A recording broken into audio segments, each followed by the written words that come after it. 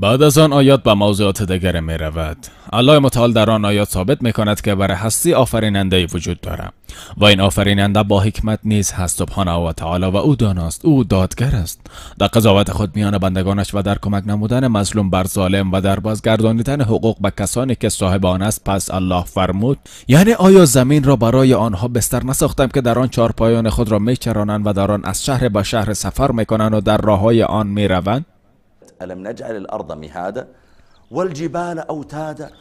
در بدل اینکه زمین آشفته و لرزان باشد، ما آن را به سبب کوهها محکم کردیم، کوههایی که در زمین مانند میخند. امروزه علم جدید کشف کرده که در حقیقت هر کوه مانند میخ است.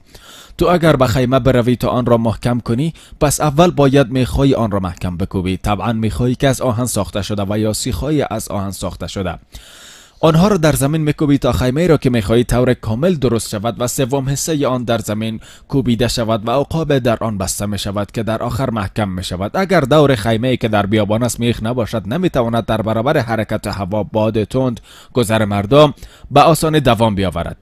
بنابراین الله متعال این کوه ها را در زمین غرس نموده و امروز هر کوه در زمین به مانند میخی است که برای ثابت نگه داشتن خیمه باید سوم حصه آن در زمین کوبیده شود یا نصف آن و یا بیشتر آن.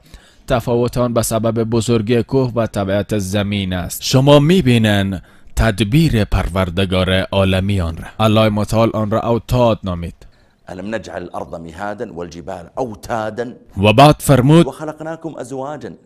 یعنی شما را نر و ماده خلق کردیم، شما را یک نوع نگردانیدیم. این دلالت به حکمت در مخلوقاتش هست و دلالت به علم و اراده الله عزوجل می کند. فرمود که ما شما را نر و ماده آفریدیم، یعنی که الله تعالی می فرماید خلقناكم ازواجا، یعنی الله متعال شما را جفت آفرید، مرد را نوع و زن را نوع دیگر گردانید تا اینکه فزونی در میان آید. الم نجعل الارض مهادا والجبال اوتادا وخلقناكم ازواجا وجعلنا نومكم سباتا.